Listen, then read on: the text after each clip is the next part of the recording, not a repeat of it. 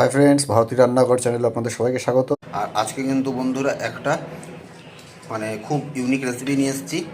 এটা আমাদের মা দিদিমারা করতো, সেই রেসিপিটা আজকে তুলে ধরার চেষ্টা করব। সেটা হচ্ছে পাবদা মাছ আলু বেগুন সর্ষা দিয়ে। তো আশা করি ভিডিওটা আপনাদের ভালো লাগবে। তো কীভাবে রেসিপিটা বানাই সব কিছুই আপনাদের সাথে শেয়ার করব। তো চলুন আজকের ভিডিও এখান থেকে শুরু করা যাক। তো পাবদা মাছের তেল ঝাল করার জন্য বাজার থেকে কিন্তু লোকাল পাবদা নিয়ে এসেছিলাম 250 গ্রাম। আর এখন এটাকে ম্যারিনেট করব। তো ম্যারিনেশনের জন্য প্রথমে দিয়ে নিচ্ছি হলুদের গুঁড়া, তারপর দিয়ে নেব লবণ, আর দিয়ে নেব সামান্য পরিমাণে সরষের তেল।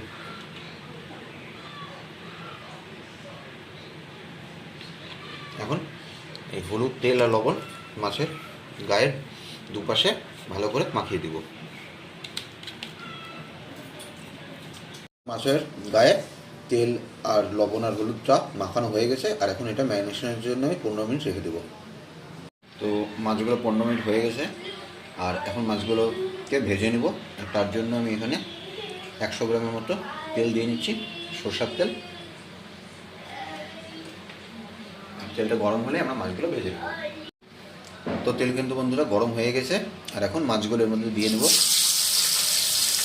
আর মাছগুলো পাবদা মাছ যেহেতু একদম নরম প্রকৃতির মাছ, সেই জন্য মাছগুলো কিন্তু আমরা বেশিক্ষণ ভাজবো না, প্রতি সাইড 1 মিনিট করে ভাজলেই হবে।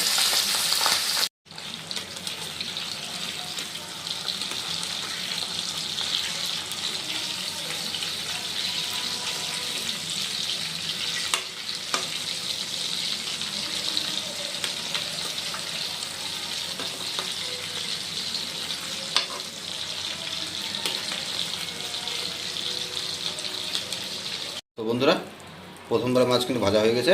আর সেম প্রসেসে আমরা বাকি মাছগুলো ভেজে নেব।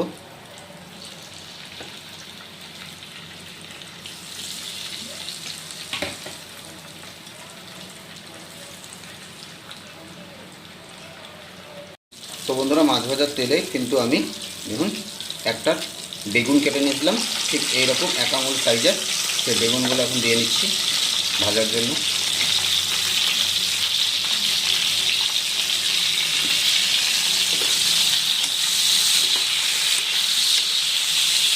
বন্ধুরা, বেগুন ভাজার জন্য কিন্তু হলুদ আমি এক্সট্রা করে ব্যবহার করতেছি না, কারণ মাছ ভাজার তেলে যেহেতু বেগুনটা ভেজে নিচ্ছি, তো হলুদ তাতে ছিল, সেজন্য শুধুমাত্র এখানে লবণ দিয়ে নিচ্ছি আমি।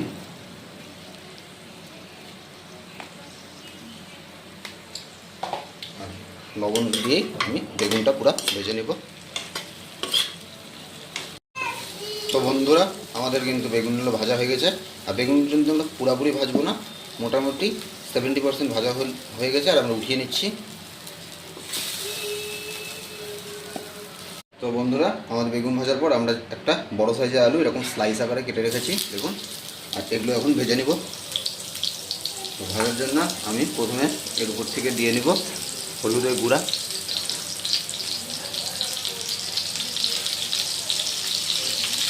আর দিয়ে নেব লবণ।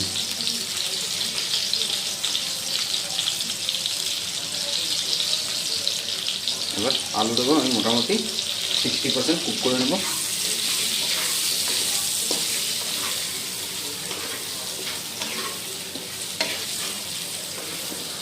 তো বন্ধুরা, আমাদের মোটামুটি 60% আলুগুলো কিন্তু ভাজা হয়ে গেছে। আর এখন এগুলো উঠিয়ে নেব আমি একটা পাত্রে।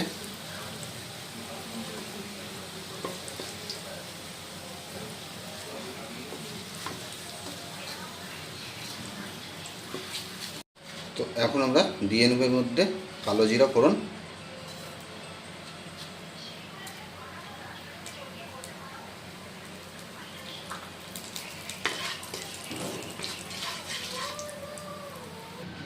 আর ফোড়নটা দেওয়ার সাথে সাথে আমরা এখানে একটা কিন্তু মশলা বানিয়ে নেব। তার জন্য আমাদের দরকার সামান্য পরিমাণ হলুদ আর সামান্য পরিমাণ লবণ। আর এখন এটা জল দিয়ে ভালো করে মিক্স করে নেব।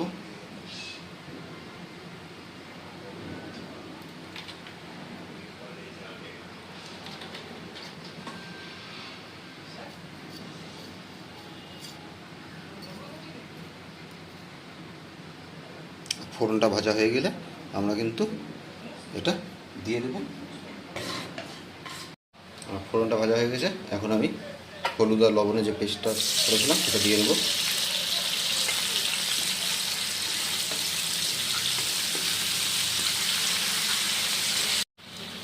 আর এখন এর মধ্যে দিয়ে নিচ্ছি 5টা চিড়ে রাখা কাঁচা লঙ্কা। এই সময় আমরা এখানে অ্যাড করব 1 টেবিল স্পুন ধনে গুঁড়া, 1 টেবিল স্পুন জিরে গুঁড়ো।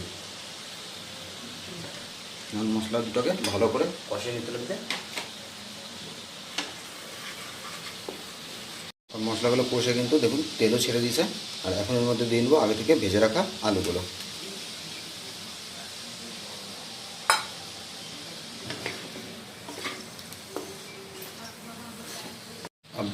এখন দিয়ে নেব পরিমাণ মতো জল।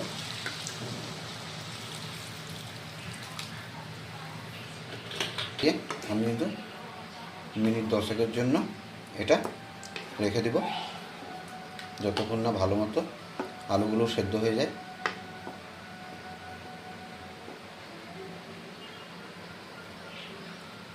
আমাদের আলুগুলো কিন্তু বন্ধুরা একদম সিদ্ধ হয়ে গেছে।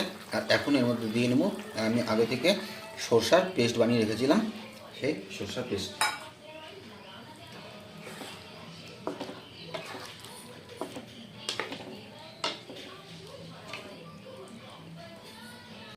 আর দিয়ে দেবো এর মধ্যে কিন্তু স্বাদ মতো লবণ।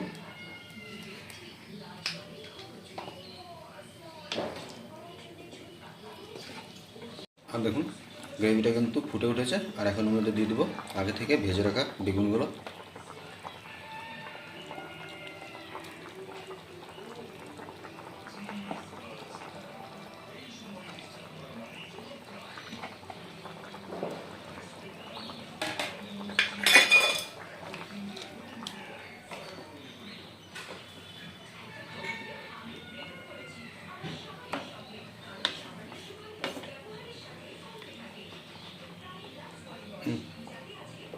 এখন সময় হয়ে গেছে বন্ধুরা আমাদের মাছগুলো দিয়ে নেওয়ার।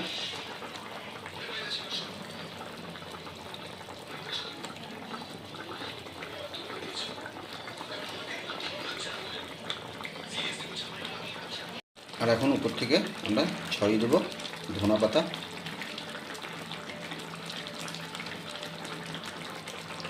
আর এটা 2 মিনিটের জন্য আরও ফুটতে দেবো। আর আমাদের কিন্তু পাবদা মাছ রান্না কিন্তু একদম কমপ্লিট হয়ে গেছে। আর এখন উপর থেকে দিয়ে নিচ্ছি 3-4 ফোঁটা সরষের তেল। এটা অবশ্যই দেবেন বন্ধুরা।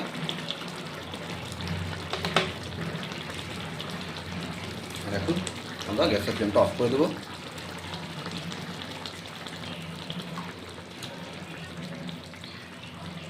তো বন্ধুরা আজকে কিন্তু একটা ইউনিক রেসিপি করলাম, সম্ভবত আপনাদের ভালো লাগবে।